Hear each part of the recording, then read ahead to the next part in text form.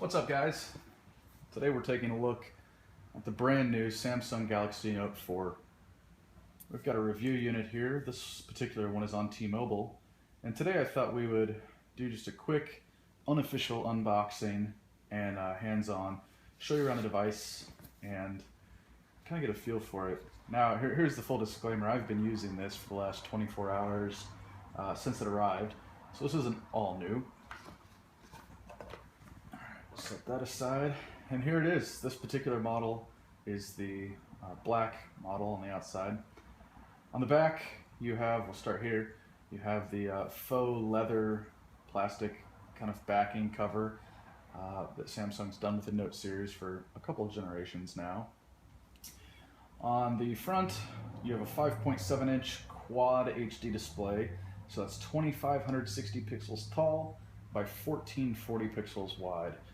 And that kind of screen resolution gives it a massive 518 pixels per inch as far as density. And this screen is beautiful, but we'll cover that in a little bit. Here on the front, you also have your home button, which doubles as a fingerprint reader. I found, at least so far, that it works somewhat well. You have a front camera that is 3.7 megapixels, and it has this awesome new wide-angle selfie mode that shoots at 120 degrees. So when you're holding it like this, you can get a huge field of view. Sides, you have power button. This side, volume rocker or volume button, same as before. On the top, you have an infrared blaster and a 3.5mm headphone jack. And on the bottom, you have micro USB and the S Pen stylus that pulls out of the bottom. So that's a quick walk around the outside. One thing that I will mention that I particularly like, being a fan of nice, high-quality industrial design, is that for the first time, Samsung has made the Note series out of one piece of aluminum. So this frame that goes all the way around is metal for the first time. And there's a lot to be said about that. It gives it a more premium feel in the hand, which I like, but it doesn't add a significant amount of weight. The other thing that's interesting to note, the difference between, is the Note 4 and the iPhone 6 Plus. Both of them are relatively large devices, some of the largest in their class, and Samsung has opted for the sharper, harder edges on the outside, whereas the iPhone 6 has the more smooth, rounded edges, and so far I tend to like this. I'm recording this video with my iPhone 6, or I'd show you a comparison, but these harder edges, when you hold it in a natural grip in your hand, this just gives something more tactile to feel, and so you're less conscious about it slipping out of the bottom like that, or dropping it. So I think Samsung's got the winner here. So we'll go ahead and hop into the phone, just a real quick tour. I do have the fingerprint reader unlocked, so we'll swipe down, and it worked on the first try. Most of the time it does. Sometimes you get these errors that say, no match found. If you only swipe half of your finger, it'll say swipe the entire pad. You can go up from the bottom if you configure it that way. But now here we are into the phone. And this display is fantastic. In fact, DisplayMate, a third-party group, said it's the best display to ever ship on a smartphone. As with all Samsung devices, I find the colors to be a little more saturated than natural, and that's especially noticeable when you start looking at photos that you've taken with the camera. But this is nothing bad to look at. This is really easy on the eyes. Text is sharp and crisp, even when you zoom in to an unreasonable level. Let's just try that here. Text is razor sharp. So we'll come here to the blog, where we have a decent amount of text. And when we get far in here, as far as Chrome will let us go, there's absolutely no pixels noticeable.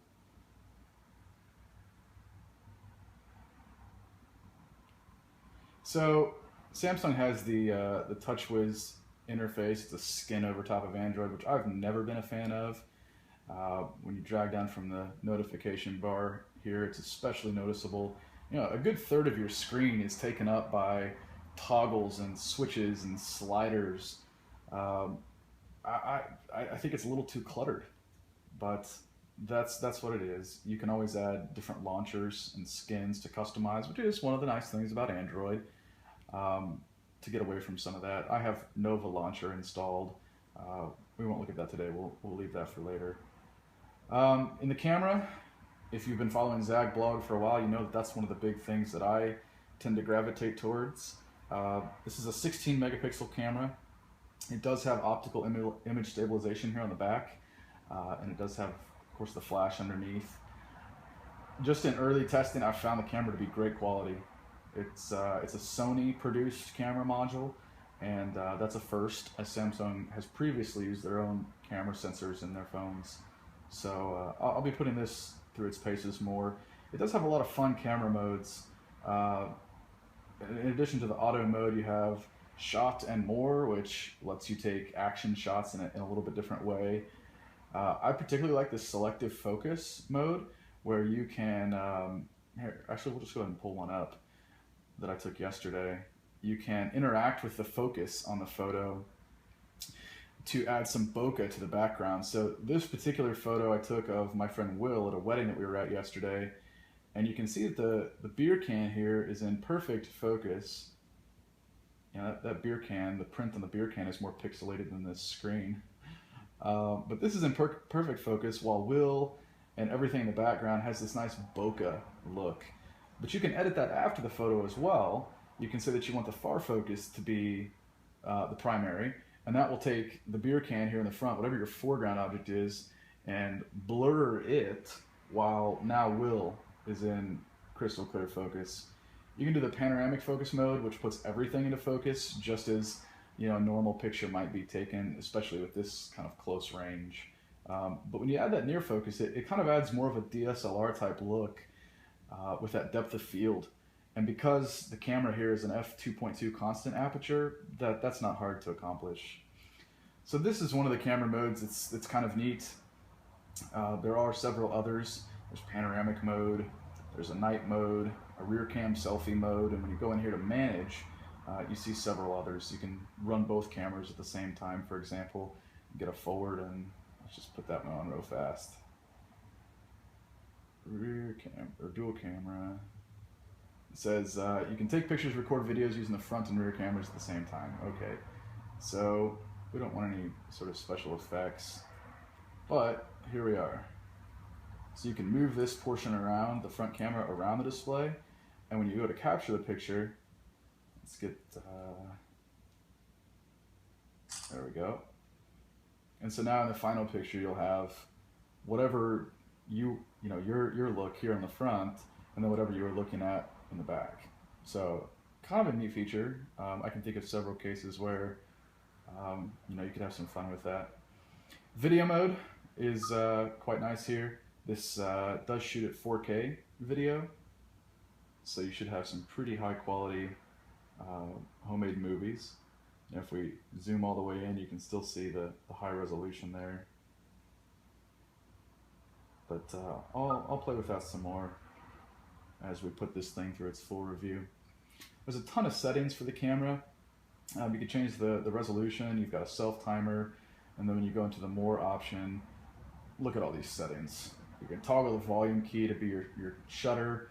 You can add geotags to the images, grid lines, which I particularly like. Kind of helps you get that more even horizon level. So that's just a quick walkthrough through the camera. We'll keep it on TouchWiz. And the camera and the display. So just a few more things that we'll cover in the operating system. Samsung has this partnership with Flipboard, so that here on your home screen, which is the far left, when you scroll to the right again, you have this briefing, they call it, which is a quick synopsis of news that's happened in all sorts of different categories. So here at the top is US news, then we have some business news, technology news, here's some sports, science, entertainment, style, food. And so you can further customize this, especially if you're a Flipboard user. You can add different sources, different topics, things that you're interested in to this briefing section. And that's just a single swipe to the right from the home screen. I'm a big Google Now fan. To get to that on the Galaxy Note 4, just hold the home button and Google Now will come up.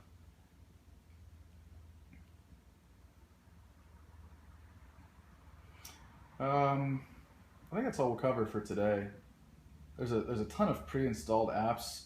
This is the T-Mobile version, and so there's I think 5 different apps that T-Mobile has put on here: Visual Voicemail, Name ID, T-Mobile TV, T-Mobile My Account, and then there's a ton of Samsung bloatware, for lack of better words, apps that you'll rarely, if ever, use.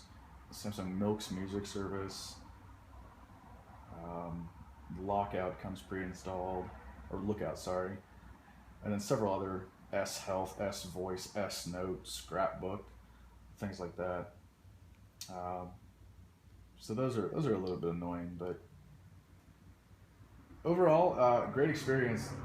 Fits great in the hand. It feels good. Now I have relatively small hands, but my thumb doesn't reach all the way across. I get about 3/4 of the way with a comfortable, natural grip. So I will talk about that. I'll talk about one more thing, and that's with the keyboard. So I'm a big fan of SwiftKey, the third-party keyboard. And one of the things when you install SwiftKey on larger phones like this is you have the single-hand operation mode that is extensively customizable.